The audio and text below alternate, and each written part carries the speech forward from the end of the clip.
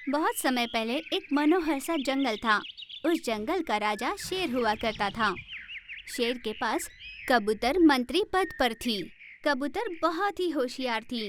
किसी भी समस्या का हल वो बहुत ही न्यायपूर्ण रूप से करती थी। इसी वजह से पूरे जंगल में उसका बहुत अच्छा नाम था। उस जंगल में हाथी उपाध्याय के रूप में काम किया करता था। जंगल के बाकी जानवरों को वो पाठ पढ़ाया करता था। एक दिन जब हाथी जानवरों को पाठ पढ़ा रहा था, तभी उसके पास एक बूढ़ी लोमड़ी आई। नमस्कार गुरुजी। ऐसे उसने हाथी को आवाज लगाई तो हाथी ने अपना सर उठाकर देखा, पर वो लोमड़ी को पहचान नहीं पाया। कौन? ऐसे पहचानने की कोशिश करते हुए पूछा। मैं बरसों पहले आपके यहाँ पढ़ने आया करती थी। ओह अच्छा, कैसे हो? अच्छी नहीं हूँ, बिल्कुल भी अच्छी नहीं हूँ। काम नहीं, धंधा नहीं, देखो इस तरह गली गली भटक रही हूँ। यूँ गुस्से से लोमड़ी ने अपनी भड़ास निकाली। हाथी की समझ में नहीं आया कि वो उसे क्या जवाब दे। मैं आपके पास पढ़ने के लिए आया करती थी ना, इसलिए आज मेरी ये हालत है। मैंने दाखिले के समय जो आपको पैसे दिए थे ना, वो पैसे मुझे आज लौटा दो। लोमड़ी ने जैसे ही ये कहा, हाथी आश्चर्यचकित हो गया, पर लोमड़ी इस जिद पर अड़ी रही कि उसे पैसे चाहिए ही चाहिए। देखो बेटा, मेरा काम आप सबको पढ़ाना है, पर नौकरी पाना ये आपके प्रतिभा पर निर्भर करता है। अगर ये सब प्रतिभा पर ही निर्भर करता है, तो भला कोई आपको फीस क्यों दे? अब मेरी फीस ब्याज के साथ वापस लौटा दो। ऐसे लोमड़ी जिद पर अड़ गई। मेरे पास इतने पैसे नहीं हैं। मैं तो अपना पेट भरने के लिए 4 पाठ पढ़ा देता हूँ। इस तरह हाथी ने अपना दुखड़ा सुनाया।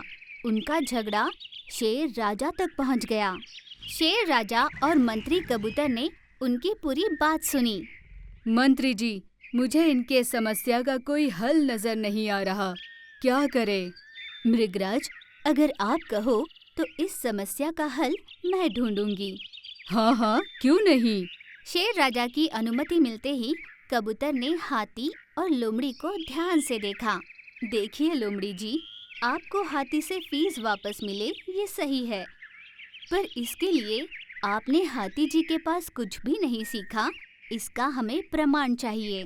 मैंने इनके पास कुछ नहीं सीखा। ठीक है, तो मैं आपसे 2 सवाल करती हूँ। अगर आपने उन सवालों का जवाब नहीं दिया तो मैं मान लूंगी कि आपने कुछ नहीं सीखा। अगर आपने जवाब दे दिया तो हम समझेंगे कि आपने कुछ सीखा। कबूतर के ये कहते ही लोमड़ी तुरंत मान गई। मुझे जवाब आता भी होगा तो भला मैं क्यों बताऊंगी? पागल है ये कबूतर। ये सोचकर वो मन ही मन हंसने लगी। पहला सवाल, धरती बड़ी है या सूरज? धरती ही बड़ी होगी ना, सूरज कितना होगा? मेरे हथेली जितना। जानबूझकर लोमड़ी ने गलत जवाब दिया। अगर सच में तुम इतना भी नहीं जानती, तो सच में तुमने हाथी के पास कुछ भी नहीं सीखा। चलो ठीक है, तुम बता दो तुम्हें कितने पैसे वापस मिलने चाहिए। मैं हाथी से तुम्हें दिलवा दूंगी। ये सुनकर हाथी घबराने लगा और लोमड़ी खुश हो रही थी। मैंने उस समय 500 रुपए भरे थे। 2 रुपए प्रतिशत अगर ब्याज लगाया जाए तो। ये कहती हुई लोमड़ी ने अपनी उंगली पर हिसाब करना शुरू किया। हाथी ये देखकर बहुत ही डर रहा था। पूरे 20,000 होते हैं, जल्दी से मुझे पैसे दे दीजिए। लोमड़ी ने जैसे ही कहा, आप तो कह रही थी कि आपने कुछ नहीं सीखा, पर मेरे दूसरे सवाल का जवाब तुमने एकदम बराबर दिया। हिसाब कितना सही किया तुमने।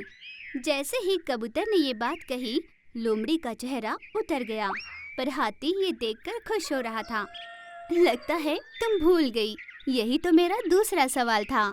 लोमड़ी जान गई थी कि वो हार चुकी है। देखिए लोमड़ी जी, गुरु का काम होता है हमें सही रास्ता दिखाना। उस रास्ते पर दौड़ लगाकर मंजिल तक हमें ही पहुंचना होता है। वैसे भी नौकरी पाने के लिए अगर पढ़ाई करनी हो तो हम में और मनुष्यों में क्या फर्क रह जाएगा।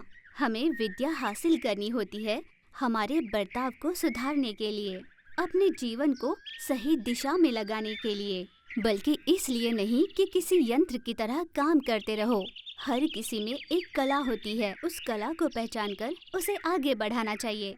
यूं जब कबूतर ने समझाया, तब लोमड़ी को अपने गलती का एहसास हुआ। उसने तुरंत हाथी से अपनी गलती की माफी मांगी। हाथी ने कबूतर का आभार माना। शेर राजा को कबूतर पर गर्व हो रहा था।